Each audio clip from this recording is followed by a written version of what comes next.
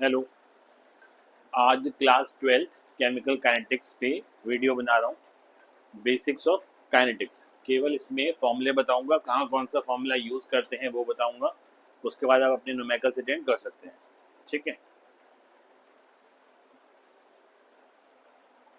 देखो, चैप्टर का नाम है केमिकल काइनेटिक्स है। काइनेटिक्स का मतलब होता है रेट। और आप ये कह सकते हो कोई रिएक्शन जो है कंप्लीट होगी तो किसी एक पर्टिकुलर इंस्टेंट पे अगर हमको उसकी स्पीड निकालनी है, कितनी स्पीड पे रिएक्शन हो रहा है, तो हम उसको बोलते हैं रेट ऑफ द रिएक्शन। पहला पॉइंट यही है, रेट ऑफ द रिएक्शन निकालना है तो किसी एक पर्टिकुलर इंस्टेंट पे आप निकाल सकते हैं। आपको उस पॉइंट पे उसकी कंसंट्रेशन पता होनी चाहिए। ठीक है, किस जितने भी रिएक्टेंट होंगे उनकी कंसंट्रेशन क्या क्या है। जैसे ए और बी दो रिएक्टेंट हैं, उस वक्त उनकी कंसंट्रेशन क्या क्या है वो पता होना चाहिए, रेट कांस्टेंट पता होना चाहिए और आप रेट ऑफ द रिएक्शन को कैलकुलेट कर सकते हो। दूसरा आता है average rate of the reaction. Average rate of the reaction during the course of reaction निकालते हैं। जैसे अभी जो कंसंट्रेशन है वो मान लो 5 ग्राम है, 10 मिनट बाद वो कंसंट्रेशन 2 ग्राम बची, 2 ग्राम बची। ठीक है, तो 5 ग्राम से कितना हो गया, 2 ग्राम हो गया। तो चेंज इन कंसंट्रेशन कितना आया, और अपॉन चेंज इन क्या करते हैं, टाइम। ठीक है, तो पहला पॉइंट देखो जरा। सबसे पहले मैंने लिखा यहाँ पर रिएक्टेंट्स हैं और ये किस में कन्वर्ट होने हैं, ये हमारे प्रोडक्ट्स में कन्वर्ट होने हैं।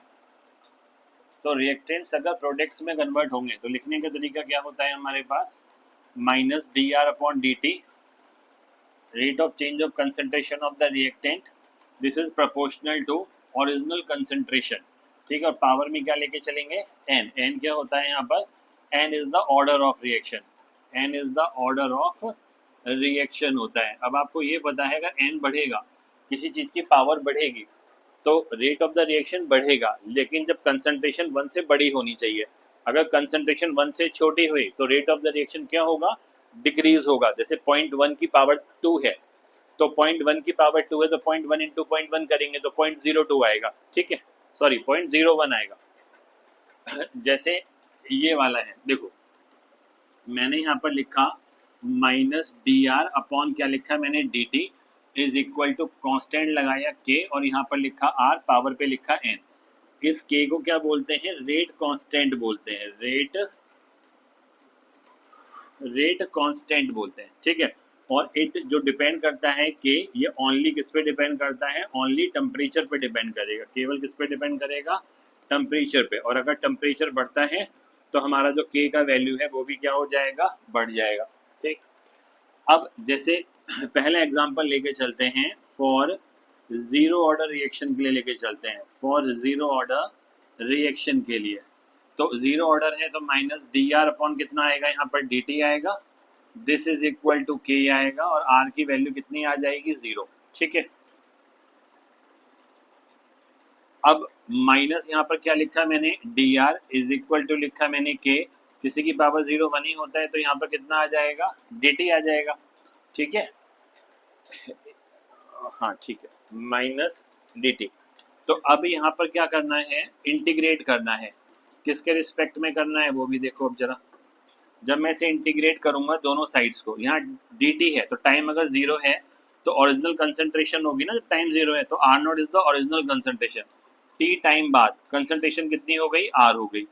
टी टाइम बाद कंसंट्रेशन हमारे पास आर है। अब इसको क्या करेंगे, यहाँ से लिखा मैंने माइनस, और यहाँ पर इंटीग्रेट, dx का इंटीग्रेशन x होता है तो dr का कितना हो जाएगा, r हो जाएगा। यहाँ r और यहाँ पर कितना आएगा, r नॉट इक्वल टू के। इसको dt को इंटीग्रेट करेंगे t, लिमिट्स लगेंगे t और यहाँ पर 0। अब अपर लिमिट माइनस लोअर लिमिट करना है तो r माइनस कितना आएगा, यहाँ से r not equal to k, और यहाँ पर t माइनस कितना आएगा, 0। माइनस है तो ये चेंज कर दो, r नॉट माइनस r कर दो, इक्वल टू कितना आ गया, के टी आ गया। तो टाइम t इक्वल टू आ गया R naught minus R upon कितना हो गया, के। जो आर है, आर नॉट जो है यहाँ पर वो ओरिजिनल कंसंट्रेशन है, ये बात ध्यान से देख लो जरा। यहाँ ओरिजिनल कंसंट्रेशन है जब टाइम 0 होना चाहिए, और आर जो है आफ्टर, जो है after T time, after T time जो कंसंट्रेशन प्रेजेंट है। ठीक है, वो क्या हो गया हमारे पास, आर हो गया। अब एक होता है हाफ लाइफ। अगर हाफ लाइफ कैलकुलेट करना है तो हाफ लाइफ के लिए क्या होना चाहिए, जो कंसंट्रेशन बची है वो ओरिजिनल कंसंट्रेशन में कितना हो जाए, हाफ हो जाए। तो यहाँ पर मैं वैल्यू पुट कर देता हूँ, इसको टी हाफ लिख देते हैं। कितना टाइम लगेगा कंसंट्रेशन को हाफ होने में, तो 1/k तो बाहर ही कर देते हैं। तो यहाँ पर आ गया R0 माइनस R0 बाई कितना 2। सॉल्व करेंगे तो हमारे पास 1/k बचेगा और R0/2 बचेगा। तो जो टी हाफ का फॉर्मूला आया मेरे पास वो आ गया R0 अपॉन में कितना आ गया 2k। ठीक है, ये हो गया किसके लिए, हो गया हाफ लाइफ के लिए फॉर जीरो ऑर्डर रिएक्शन। ठीक है, जब तक टेम्परेचर नहीं चेंज होगा, जब तक k का वैल्यू चेंज नहीं होता। ठीक, अब आ जाओ फॉर फर्स्ट ऑर्डर रिएक्शन के लिए।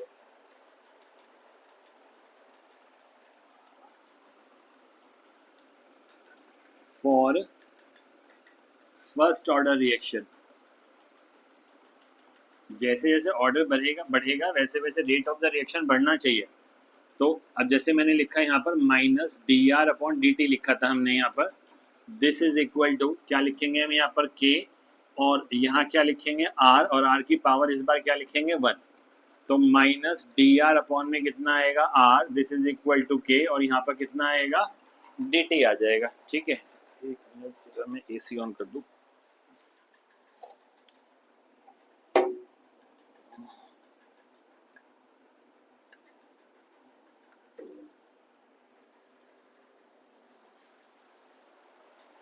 ठीक है, अब फिर से देखो क्या करना है, अब इसे इंटीग्रेट करना है। तो dr/r इक्वल टू k, और यहाँ पर कितना आएगा dt आएगा।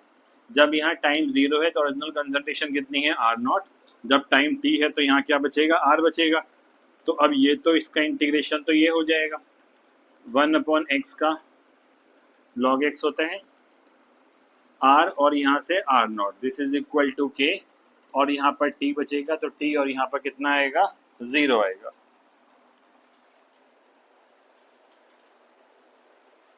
अब जैसे यहाँ लिखा है मैंने minus log upper limit minus log lower limit.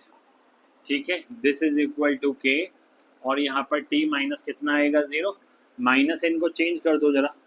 तो log ER0 minus log ER equal to natural log बोलते हैं इसको KT, और ये एक्सपोनेंशियल होता है। यहाँ पर बोलते हैं R0/R इज इक्वल टू कितना आएगा KT। ठीक है, अब इसको अगर बेस 10 बनाना है, ई को एक्सपोनेंशियल को बेस अगर 10 बनाना है तो 2.303 से क्या कर देते हैं, मल्टीप्लाई कर देते हैं। तो मैं यहाँ पर क्या करूँगा 2.303, यहाँ पर कितना आएगा log 10, यहाँ R0/R इक्वल टू कितना आ गया KT आ गया।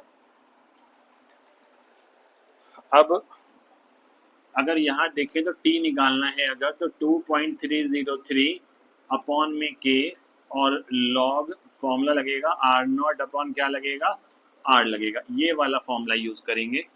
ठीक है, और अगर इसका हाफ लाइफ निकालना है, इसका पहले की तरह क्या करना है, हाफ लाइफ निकालना है, तो R जो होना चाहिए वो R0/2 होना चाहिए। तो वैल्यू डाल देते हैं इसमें। तो यहाँ पर 2.303 अपॉन में कितना आएगा k, लॉग यहाँ पर कितना है R0 है, और नीचे R0/2 आएगा, तो ये तो कैंसिल ही हो जाएगा। तो 2.303 इंटू लॉग 2 है 0.3010 अपॉन में कितना आएगा k, तो t हाफ का जो वैल्यू आएगा वो 0.693 अपॉन कितना आ जाएगा k आ जाएगा 0.693/k। तो ये इंपॉर्टेंट है, ये फॉर्मूला याद रखना। जितने भी रेडियो एक्टिविटी के क्वेश्चंस आते हैं उनमें गिवन हो या ना गिवन हो, ऑर्डर हमेशा फर्स्ट ऑर्डर रिएक्शन होता है, जितने भी रेडियो एक्टिविटी के क्वेश्चंस होंगे। ठीक है, रेडिएशन से रिलेटेड। अब देखते हैं, ये था तुम्हारे पास फर्स्ट ऑर्डर के लिए और जीरो ऑर्डर के लिए।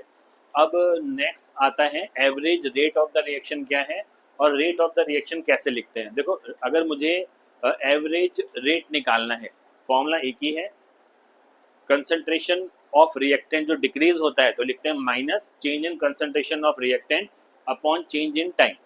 जब कंसंट्रेशन रिएक्टेंट की लिखेंगे तो फाइनल माइनस इनिशियल करेंगे, फाइनल माइनस इनिशियल करेंगे। ठीक है, अच्छा, और रेट ऑफ द रिएक्शन किसी एक पर्टिकुलर टाइम पे आप निकाल सकते हो। तो अब जैसे एवरेज रेट निकालना है, जैसे यहाँ पर मैंने एक रिएक्शन दे दी, मैंने बोल दिया N2 है, यहाँ पर है 3H2 और यहाँ पर बन जाएगा 2NH3 आ गया, 2NH3। अब यहाँ पर एवरेज रेट निकालनी है आपको, तो मैंने बोला एवरेज रेट ऑफ रिएक्शन। तो यहाँ पर क्या लिखेंगे, यहाँ 1 मोल पार्टिसिपेट कर रहा है और इसके कितने कर रहे हैं, 3 कर रहे हैं। देखो एक ही टाइम पे इसका 1 मोल पार्टिसिपेट कर रहा है और इसके 3 पार्टिसिपेट कर रहे हैं। इसका मतलब क्या है, जो रेट ऑफ डिसअपियरेंस होगा, क्योंकि रिएक्टेंट डिसअपियर होंगे और प्रोडक्ट का क्या होगा, फॉर्मेशन होगा, तो हम यूज करते हैं फॉर्मेशन ऑफ प्रोडक्ट या अपीयरेंस ऑफ प्रोडक्ट। और रिएक्टेंट डिक्रीज होंगे विद रिस्पेक्ट टू टाइम, तो हम उसके लिए बोल देते हैं rate of disappearance of the reactant. ठीक है, तो अगर एच का 1 मोल डिकम्पोज हो रहा है तो डिक्रीज हो रहा है, तो इसका कितना हो रहा है, 3 रिएक्ट कर रहा है। इसका मतलब है एच का जो रेट ऑफ द रिएक्शन है वो कैसा है, फास्टर है, वो ज्यादा फास्ट रिएक्ट करेगा। लिखने का तरीका देखो, माइनस 1 मोल है तो नीचे 1 लिखेंगे, डेल्टा क्या लगाएंगे हम यहाँ पर N2 अपॉन नीचे क्या लिखेंगे, delta T, change in time, equal to minus लगाते हैं क्योंकि रिएक्टेंट की concentration with respect to time लगातार क्या होने वाली है, कम होने वाली है। अपॉन में कितना आएगा, delta T, this is equal to 1/2। यहाँ पर कितना आएगा, डेल्टा NH3 अपॉन में कितना आएगा, डेल्टा टी आएगा। ठीक है, जैसे मैंने बोला आपको रेट ऑफ डिसअपियरेंस ऑफ ए निकालना है, rate of disappearance of N2 निकालना है, तो दिस इज इक्वल टू क्या करेंगे, इधर माइनस आ जाएगा, minus average rate of the reaction, average rate of reaction. दूसरा अगर मुझे इसका निकालना है, ये होता है रेट ऑफ डिसअपियरेंस, तो इसको लिखेंगे H2 अपॉन क्या लिखेंगे, डेल्टा टी। ठीक है, तो यहाँ पर 3 का मल्टीप्लाई इसमें कर देंगे, तो यहाँ 3 इंटू कितना आ जाएगा, average rate of the reaction आ जाएगा, एवरेज रेट ऑफ रिएक्शन। और अगर इसका निकालना है एमोनिया का, NH3 और डेल्टा टी, इसके लिए यूज करते हैं word rate of formation, use करते हैं रेट ऑफ फॉर्मेशन और अपीयरेंस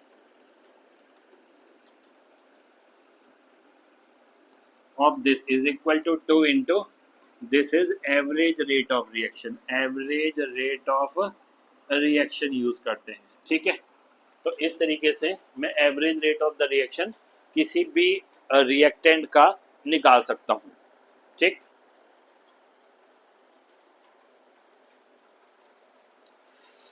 अच्छा, इसी में एक टर्म आती है ऑर्डर ऑफ द रिएक्शन। क्या होता है, ऑर्डर ऑफ द रिएक्शन जो होता है ना, एक्सपेरिमेंटल होता है, तो उसको हम एक्सपेरिमेंटली डिटरमाइन करेंगे। हमें एक्सपेरिमेंट्स गिवन होंगे तो हम जो है एक्स और वाई जो आपने पढ़ा है उनके कोफिशिएंट्स की वैल्यू फाइंड करते हैं। जैसे मैं समझाता हूँ, जैसे मुझे इसी का अगर रेट लॉ लिखना है, rate law, this is equal to कितना आएगा, के, रिएक्टेंट क्या है मेरे पास, N2, और मेरे पास यहाँ पर कितना है, H2 है। तो जैसे यहाँ पर लॉ ऑफ मास एक्शन था, 11th में पढ़ा था लॉ ऑफ मास एक्शन, तो उसमें जो यहाँ मोल्स होते थे वो इनकी पावर में लगाते थे। थ्योरेटिकल कॉन्सेप्ट है, एक्सपेरिमेंटल प्रोसेस है हमारा ऑर्डर ऑफ द रिएक्शन निकालना। तो मैं यहाँ x लिखूंगा और यहाँ y, मतलब x जो है वो ऑर्डर है विद रिस्पेक्ट टू N2 और y जो है वो ऑर्डर है विद रिस्पेक्ट टू कितना है, H2 है। ठीक है, तो हम यहाँ से रेट ऑफ द रिएक्शन निकाल सकते हैं। रेट लॉ लिखने का तरीका ये होता है।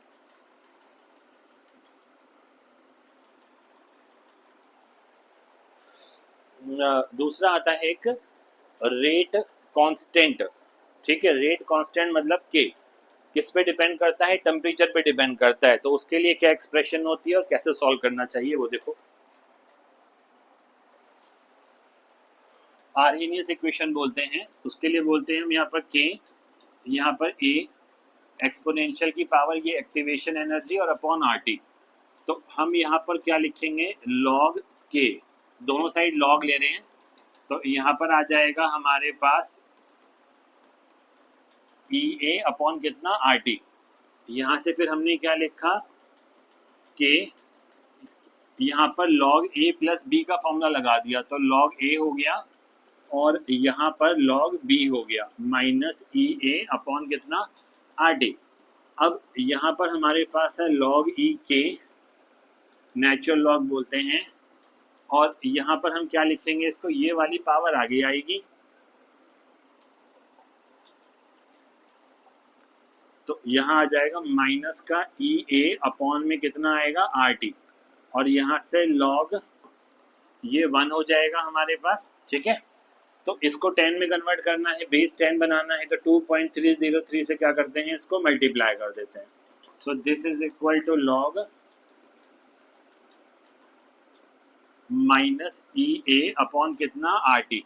पूरे को डिवाइड कर दो जरा,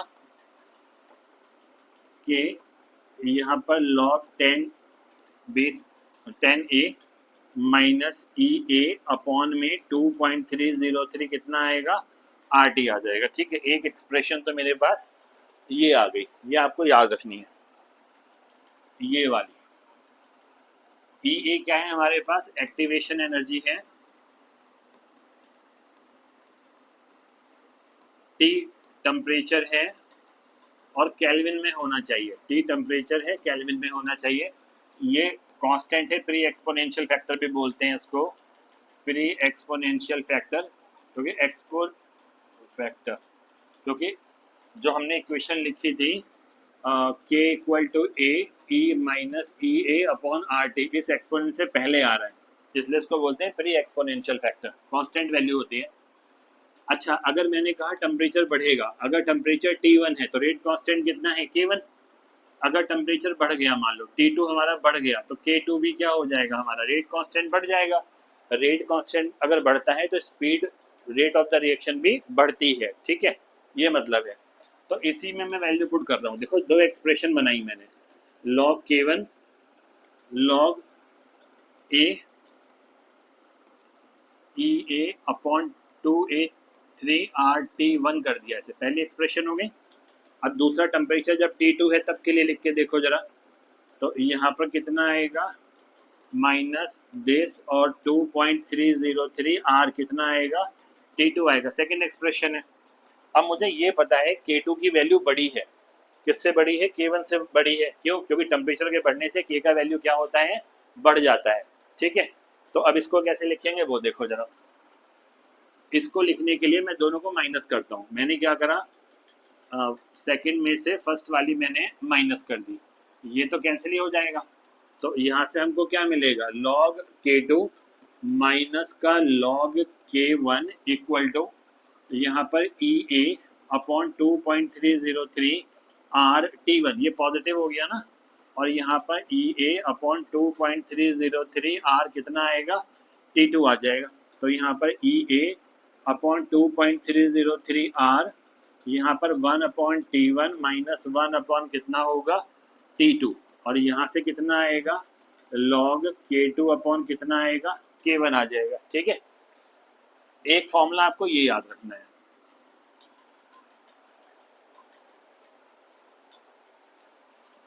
दूसरा सुनो, ये हो गया। अब अगर हम कैटलिस्ट ऐड करते हैं तो क्या होता है, कैटलिस्ट ऐड करने से जो हमारा एक्टिवेशन एनर्जी है वो डिक्रीज हो जाती है। कैटलिस्ट ऐड करने से एक्टिवेशन एनर्जी डिक्रीज हो जाएगी, लेकिन टेम्परेचर पे कोई फर्क नहीं पड़ेगा। आपने कैटलिस्ट ऐड किया है तो रेट ऑफ द रिएक्शन क्या होगा, फास्ट होना है। ठीक है, rate of the reaction fast होना है, लेकिन टेम्परेचर पे कोई इफेक्ट नहीं पड़ता। अब उसके लिए देखो क्या करना पड़ेगा। अब हम पढ़ रहे हैं कैटलिस्ट की प्रेजेंस में। पहले की तरह एक्सप्रेशन लिखते हैं without catalyst, log A minus E A upon 2.303 R और टेम्परेचर है T। ठीक है, this is the activation energy. अभी क्या है, विदाउट कैटलिस्ट है, विदाउट कैटलिस्ट, अभी कैटलिस्ट नहीं डाला हमने इसमें। अब हम क्या करेंगे,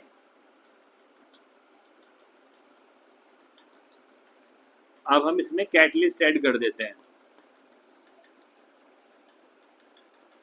तो क्या होगा, यहाँ आ जाएगा log K2, यहाँ से log A, ये तो कांस्टेंट ही है, तो EAC लिख रहा हूँ इसे मैं, मतलब activation energy in the presence of catalyst. Activation energy in the presence of, temperature पे कोई फर्क नहीं पड़ेगा, लेकिन मुझे ये पता है कि जो K2 आएगा वो बड़ा आएगा, किससे बड़ा आएगा, K1 से बड़ा आएगा।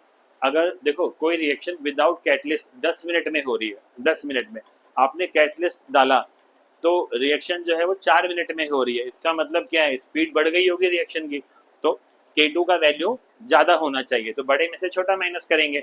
तो अब यहाँ पर क्या लिखेंगे वो देखो, फिर से वही करना है, ये फर्स्ट है और ये वाला सेकंड है, तो इसको माइनस कर देते हैं, सेकंड माइनस फर्स्ट,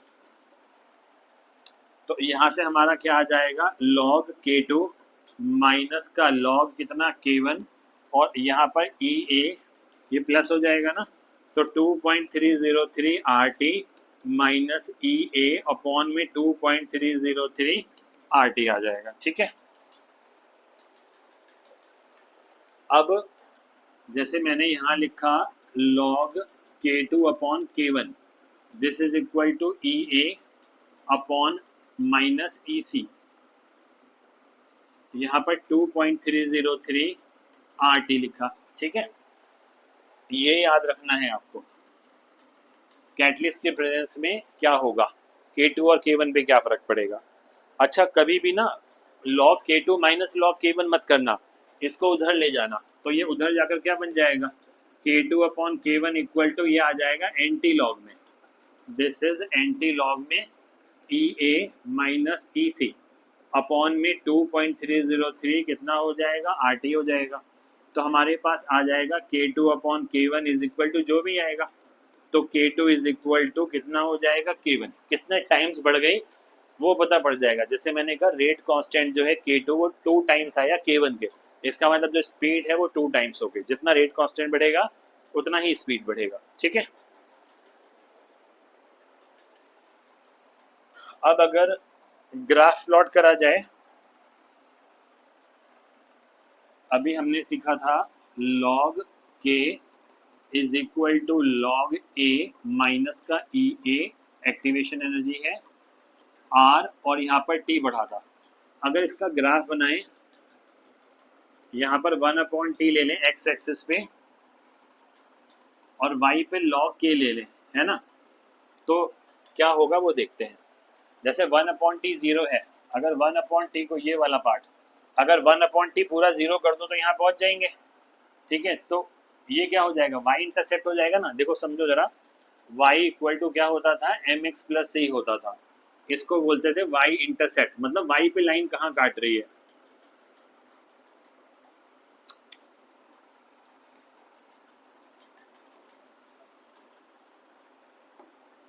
इसको पढ़ते थे y इंटरसेप्ट पढ़ते थे। ठीक है, तो पहले अरेंज कर लेते हैं इसको।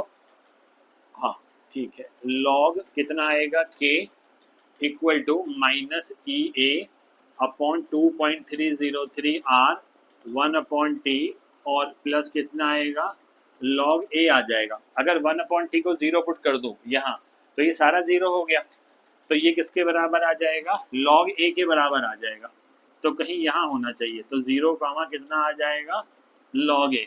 ठीक है, y इंटरसेप्ट आ जाएगा। अच्छा, अगर मैंने क्या किया, मैंने 1/T को क्या पुट कर दिया, 0 पुट कर दिया। अब आ जाओ जरा स्लोप पे, कंपेयर करो, ये क्या होता है, स्लोप होता है, यहाँ स्लोप क्या है, ये है, और ये इंपॉर्टेंट है। अगर स्लोप निकाला जाए तो कैसे निकालेंगे, माइनस का EA अपॉन में 2.303 कितना आएगा, R आ जाएगा, दिस इज द स्लोप। और स्लोप कैसा आ रहा है मेरा, नेगेटिव आ रहा है। स्लोप अगर नेगेटिव आ रहा है तो ये लाइन कुछ ऐसे जाएगी, स्ट्रेट लाइन है, ये कौन से फॉर्मेट में है, स्ट्रेट लाइन के फॉर्मेट में है, तो यहाँ पर हम लिख सकते हैं this is minus EA upon 2.303 R, this is क्या हो जाएगा हमारे पास, स्लोप आ जाएगा। स्लोप का वैल्यू कैसा आएगा, नेगेटिव आएगा, और ये इंपॉर्टेंट है।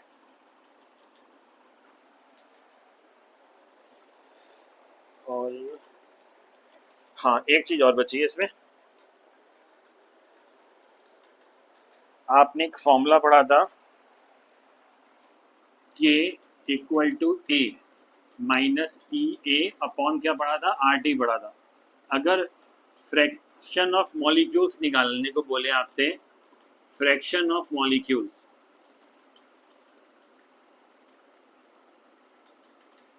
ठीक है, तो हम यहाँ पर k equal to Z into F करते हैं। थ्योरी में पढ़ोगे आप इफेक्टिव कॉलिजन, ठीक है, और फ्रैक्शन ऑफ मॉलिक्यूल्स। तो हम इससे कंपेयर कर लेते हैं इसको। तो यहाँ से f जो निकल कर आएगा वो माइनस का कितना आएगा, ई ए अपॉन कितना आएगा, आर टी।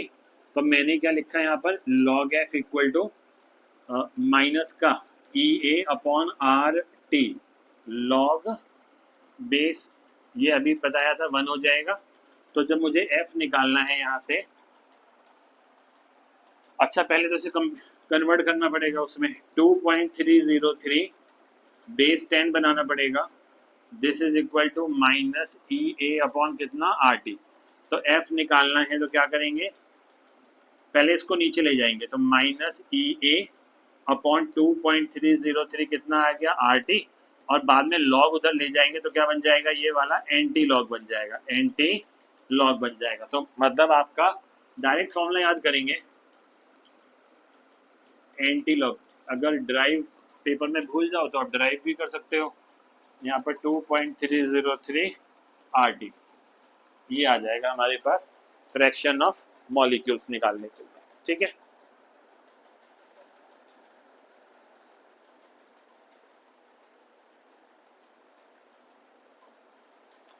अगर इम्पोर्टेंट पॉइंट है, अगर टेम्परेचर 10 डिग्री सेल्सियस राइज करता है 10 डिग्री, तो रेट कांस्टेंट ऑलमोस्ट क्या हो जाता है, डबल हो जाता है।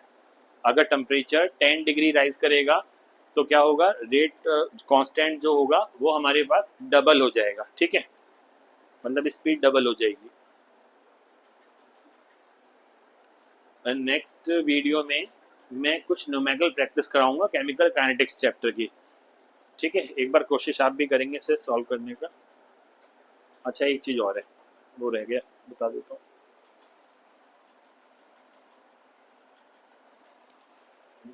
जैसे यहाँ पर 2a है और यहाँ पर हमको मिल रहा है b प्लस सी मिल रहा है ना।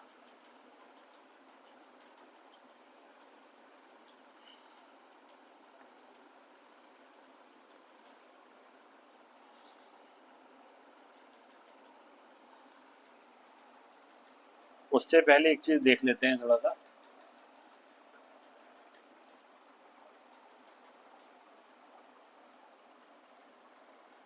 यहाँ पे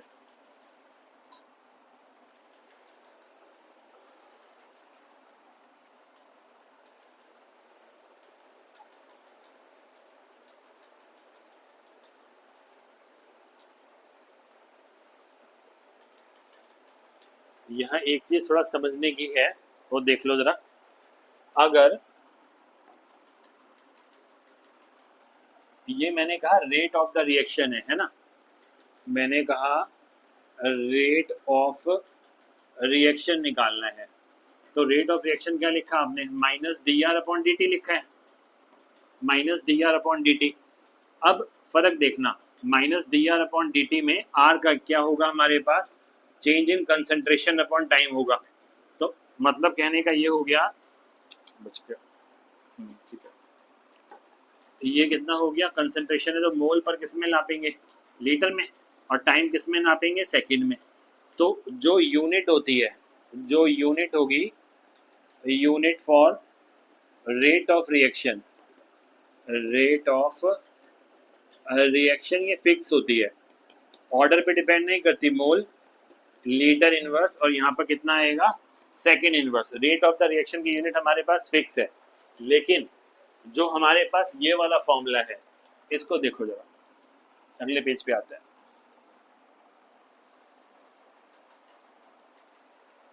मैंने लिखा माइनस का D are upon D T is equal to k, और यहाँ आर और वैल्यू कितनी लिखी मैंने, एन।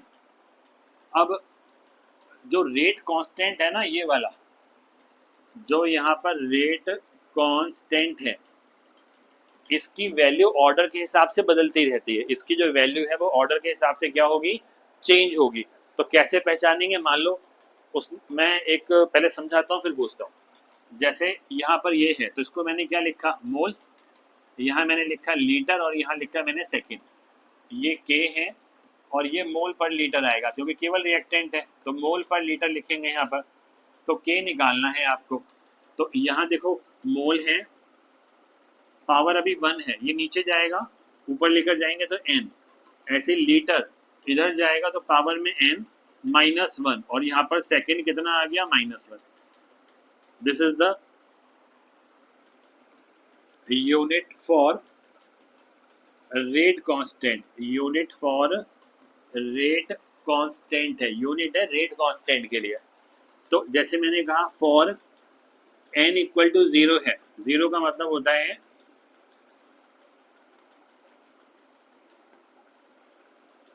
जीरो ऑर्डर रिएक्शन के लिए, जीरो ऑर्डर रिएक्शन के लिए वैल्यू होती है। तो मुझे क्या लिखना चाहिए, n को 0 पुट कर देता हूं मैं, जीरो ऑर्डर रिएक्शन के लिए। तो k इक्वल टू, देखो क्या होगा, n को 0 पुट किया तो मोल आया, n को यहाँ 0 पुट किया तो लीटर है, -1 और यहाँ पर सेकेंड इनवर्स आ गया। ऐसे ही n equal to 1 for first order reaction के लिए, फर्स्ट ऑर्डर रिएक्शन के लिए तो k इक्वल टू कितना आएगा, केवल सेकेंड इनवर्स आएगा। n को 1 डालेंगे तो 0, यहाँ 1 डालेंगे तो कितना आएगा, 0 आएगा। ठीक है, अब जैसे मैंने, चलो एक और कर लेते हैं, n इक्वल टू 2 कर लेते हैं, this is second order reaction के लिए। तो k का वैल्यू कितना आएगा, 2 डालो यहाँ पर, तो यहाँ पर मोल पे आ जाएगा -1, लीटर पे आ जाएगा 1 और यहाँ पर क्या आएगा, सेकेंड इनवर्स आएगा। अब अगर मैं आपसे पूछूं, पेपर में एनसीईआरटी में इस पे क्वेश्चंस भी हैं, अगर मैं ये पूछूं कि अगर मैंने रेट कांस्टेंट निकाला और मेरे पास 2 × 10⁻³ सेकेंड इनवर्स आ रहा है, ठीक है, अब मैंने बोला आपसे find the order of reaction, order of reaction आपको फाइंड करना है, find the order of reaction. Order of reaction कैसे फाइंड करेंगे, ये सेकेंड इनवर्स है तो ऑर्डर क्या होना चाहिए, फर्स्ट ऑर्डर होना चाहिए। तो के पीछे देखो यहाँ पर सेकेंड इनवर्स है, तो हम इसका आंसर क्या बोलेंगे, इसका आंसर क्या आ जाएगा, this is the first order reaction, this is of the first order reaction आ जाएगा, फर्स्ट ऑर्डर रिएक्शन आ जाएगा। ठीक है, जितना ऑर्डर ज्यादा होगा उतना रेट ऑफ द रिएक्शन भी कैसा होगा, रेट ऑफ द रिएक्शन भी कैसा होगा, ज्यादा होगा। इंपॉर्टेंट पॉइंट ये है, मैंने स्टार्टिंग में समझाया था एक चीज, अभी देखो जरा, जैसे मैंने लिखा R इक्वल टू के, मैंने a की पावर मान लो 2 बोल दिया, अब R इक्वल टू के को चलो फिक्स कर देते हैं, 2 है, सेकेंड इनवर्स है, तो यहाँ पर 2 आया। और अगर कंसंट्रेशन 2 है और यहाँ 2, तो कितना आएगा, 8 आ जाएगा। 8 इसकी तो फिक्स ही होती है रेट ऑफ द रिएक्शन की, मोल लीटर इनवर्स, और कितना आएगा, सेकेंड इनवर्स आएगा। ठीक है, लेकिन अगर मैं इसकी वैल्यू कंसंट्रेशन चेंज कर दूं, 1 से छोटी कर दूं, मैंने 0.2 कर दिया, स्क्वायर लगाया तो 2 × कितना आएगा, 0.04, तो यहाँ पर अब कितना हो गया, 0.08 आ गया। ठीक है, मोल लीटर इनवर्स और यहाँ पर सेकेंड इनवर्स, तो ये कम हो गई ना, पहले रेट कितना था, 8 था, अब रेट कितना हो गया, 0.8 हो गया। तो ऑर्डर के हिसाब से एग्जामिनर पूछ सकते हैं, ऑर्डर अगर बढ़ रहा है, ऑर्डर 2 है, तो रेट ऑफ द रिएक्शन क्या हमेशा बढ़ेगा, तो बोल दो कंसंट्रेशन अगर कितनी होगी, 1 से छोटी होगी तो rate of the reaction decrease होगा, अगर 1 से बड़ी होगी तो रेट ऑफ द रिएक्शन क्या होगा, इंक्रीज होगा। और अगर 1 हुआ तो, अगर कंसंट्रेशन 1 कर दिया मैंने, डाल के देखो यहाँ पर, अगर a का वैल्यू 1 कर दिया तो 1 की पावर 0 हो तो भी 1 है, 1 की पावर 2 है तो भी 1 है, 1 की पावर 3 है तो भी 1 है, तो r और k दोनों क्या हो जाएंगे, बराबर हो जाएंगे। तो एक क्वेश्चन ये भी आ गया कि रेट ऑफ द रिएक्शन और रेट कांस्टेंट कब बराबर होते हैं, तो रेट ऑफ द रिएक्शन मतलब r इक्वल टू k तभी होगा जब ऑर्डर कितना हो जाए, 0 ऑर्डर हो जाए। पहला ऑप्शन क्या है, 0 ऑर्डर हो जाए रिएक्शन का, दूसरा क्या है, कंसंट्रेशन 1 हो जाए, दोनों आंसर है, कंसंट्रेशन ऑफ द रिएक्टेंट या तो 1 हो जाए या ऑर्डर ऑफ द रिएक्शन कितना हो जाए, 0 हो जाए। ठीक है, मैंने इतना करा दिया है इस वीडियो में, सारे न्यूमेरिकल्स आप अटेंड कर सकते हैं। ठीक है, नेक्स्ट वीडियो में मैं इसके न्यूमेरिकल्स डालने शुरू करूंगा। तो जिन बच्चों के, हेलो हेलो